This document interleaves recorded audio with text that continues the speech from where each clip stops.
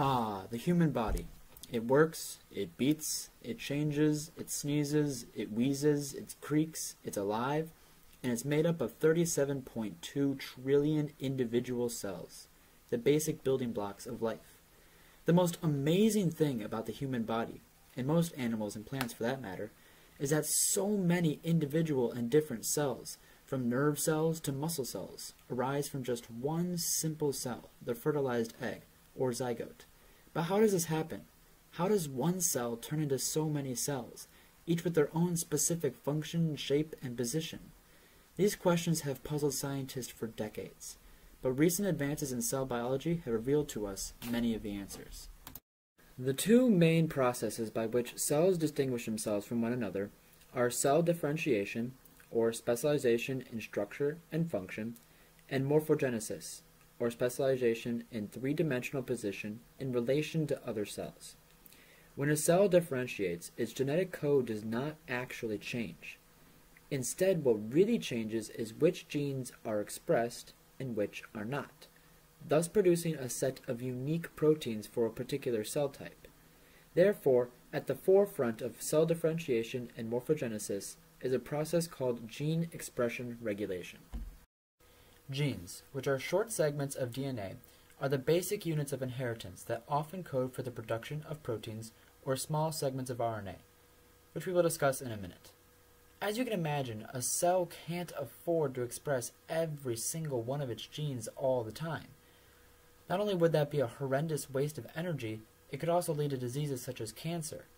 That's why it's important for each cell to regulate which genes are expressed when, which is the very basis of how cells come to look and function differently.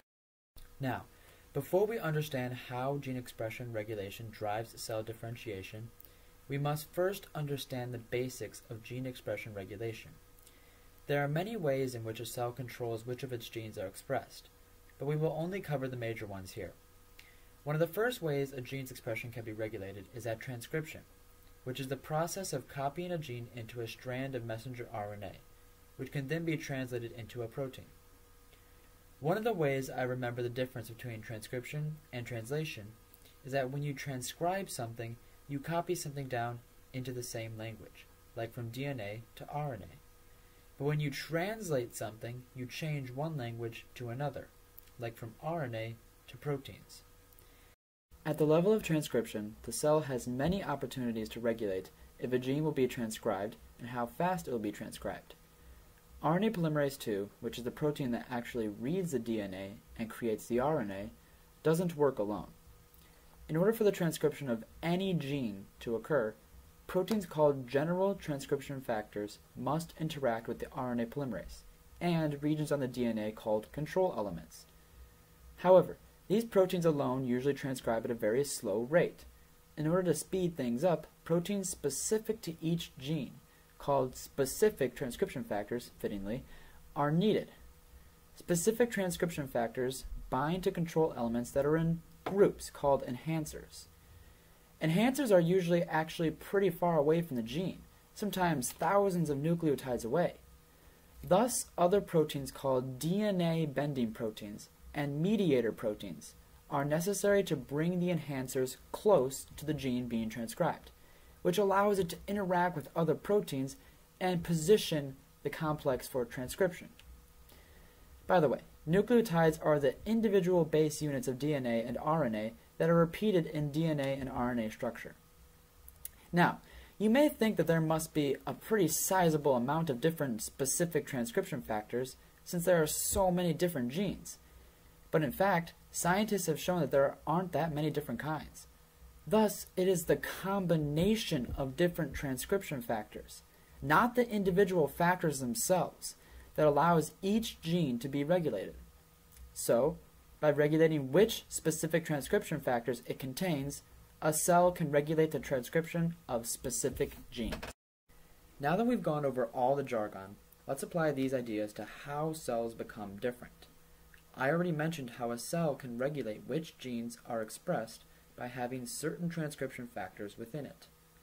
But that's just a backwards explanation, because then you could ask, well, how does a cell have different transcription factors in the first place? Turns out that the answer goes all the way back to when the very first cell, the fertilized egg, develops. Before an egg cell is fertilized, the mother's genes produce certain molecules, called cytoplasmic determinants, which are unevenly distributed throughout the egg cell. Now, what could those molecules be? You guessed it, they're often transcription factors. The reason they are unevenly distributed is so that when the first cell divides into 2 cells, and then 4, and then so on, each cell receives a different portion of the original egg cell, and thus a different concentration of different molecules. And from here on out, this process is continued until the different cells of the body are produced. For because these early cells have different transcription factors, they will express different genes, and then produce different molecules, and the cycle continues.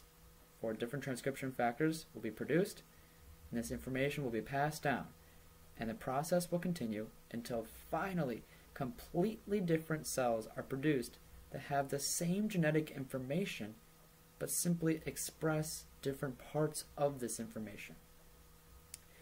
When a cell becomes destined to turn into a specific cell type, at that point it is said to be determined.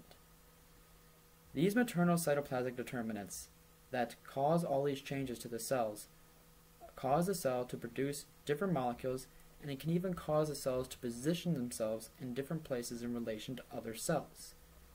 It turns out our mothers were providing for us before we were even made. Shout out to all mothers.